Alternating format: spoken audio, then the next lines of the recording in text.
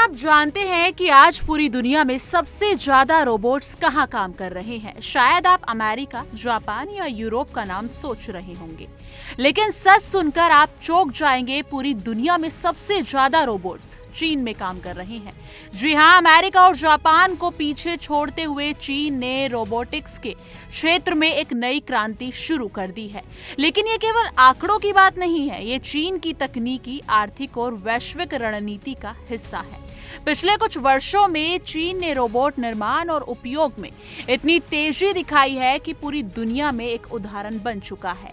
चीन में रोबोट्स का ये तेजी से विस्तार केवल तकनीक का विकास नहीं है, बल्कि उसकी भविष्य की योजना का एक बड़ा हिस्सा है।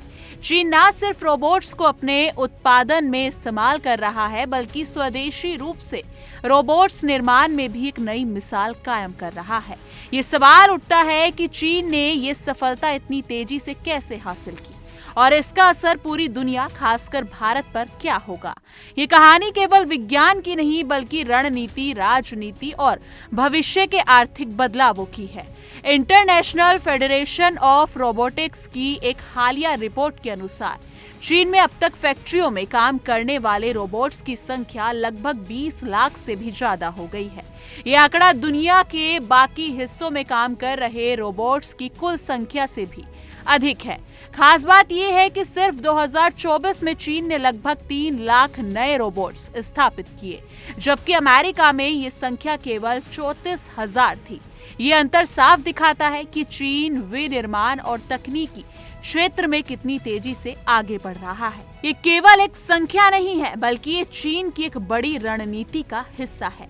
तकनीकी आत्मनिर्भरता हासिल करना और वैश्विक विनिर्माण में प्रभुत्व स्थापित करना। चीन ने पिछले कुछ सालों में रोबोटिक्स और आर्टिफिशियल इंटेलिजेंस में भारी निवेश किया है, जिससे वो इस क्षेत्र में एक वैश्विक नेता बनता जा रहा है।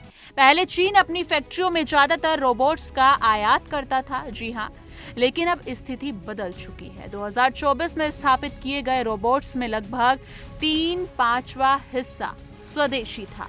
इसका मतलब है कि चीन ने न सिर्फ रोबोट्स का इस्तेमाल बढ़ रहा है, बल्कि रोबोट्स निर्माण में आत्मनिर्भर भी बन रहा है। ये केवल एक तकनीकी उपलब्धि नहीं है, बल्कि एक बड़ी आर्थिक और रणनीतिक सफलता है। चीन की सरकार ने इसके लिए विशेष नीतियां बनाई हैं और रोबोटिक्स को राष्ट्रीय महत्व का विषय घोषित किया है। उन्होंने क्षेत्र में अनुसंधान, विकास और उत्पादन को बढ़ावा देने के लिए कई योजनाएं लागू की हैं। इसका परिणाम ये है कि आज चीन केवल रोबोट्स के बड़े उपभोगकर्ता नहीं, बल्कि एक प्रमुख निर्माता बन चुका है। वैश्विक स्तर पर रोबोट्स और आर्टिफिशियल इंटेलिजेंस विनिर्माण उद्योग में क्रांति ला रहे हैं। फैक्ट्रियों में रोबोट्स का इस्तेमाल कार के पुर्जों को जोड़ने, भारी मशीनरी उठाने और कन्वेयर बेल्ट पर सामान ले जाने जैसे कामों में हो रहा है। इस तकनीक के कारण उत्पादन की गति तेज हुई है, लागत कम हुई है और गुणवत्ता बेहतर हुई है। चीन ने इस रणनीति को पिछले 1 दशक से लगातार अपनाया हुआ है। हर साल लगभग 1.5 लाख रोबोट्स चीन की फैक्ट्रियों में लगाए जा रहे हैं। ये वही वजह है कि आज चीन वैश्विक विनिर्माण का एक बड़ा केंद्र बन चुका है। ये केवल एक तकनीकी बदलाव नहीं है, बल्कि वैश्विक अर्थव्यवस्था में एक बड़ा बदलाव है। आंकड़ों की बात करें तो 2025 की शुरुआत तक चीन वैश्विक स्तर पर लगभग 1/3 निर्मित वस्तुओं का उत्पादन कर रहा था। ये अमेरिका, जर्मनी, जापान, दक्षिण कोरिया और ब्रिटेन के संयुक्त उत्पादन से भी ज्यादा है। इस दौरान जापान, अमेरिका और यूरोप में रोबोट स्थापना की दर में गिरावट देखी गई। जापान में केवल 44,000 रोबोट्स स्थापित किए गए, जबकि चीन ने 3 गुना ज्यादा रोबोट्स लगाए। ये केवल एक तकनीकी उपलब्धि नहीं है, ये चीन की रणनीति और उसकी वैश्विक प्रभुत्व की दिशा में एक बड़ा कदम है।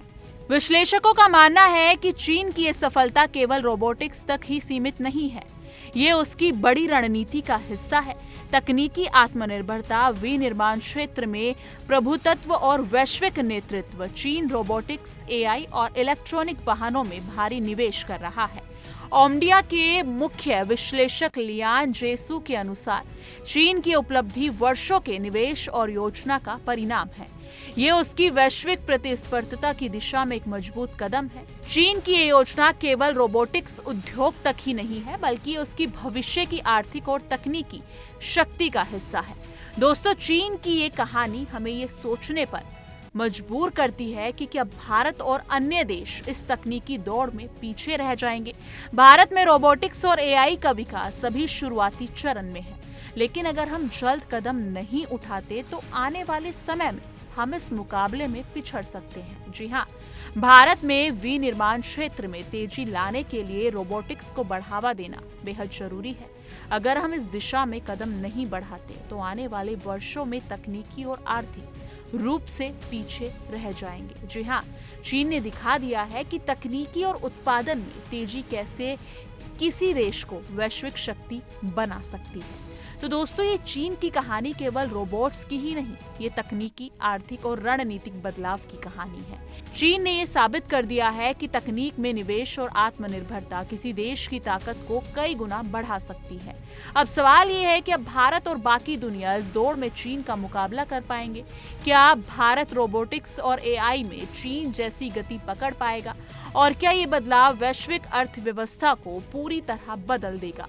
नीचे कमेंट सेक्शन में बताइए कि आप चीन की इस नई चाल को कैसे देखते हैं, और क्या भारत को इस दिशा में तेजी लानी चाहिए। इस मुद्दे को लेकर आप क्या सोचते हैं? कमेंट सेक्शन में अपनी राय जरूर साझा कीजिएगा।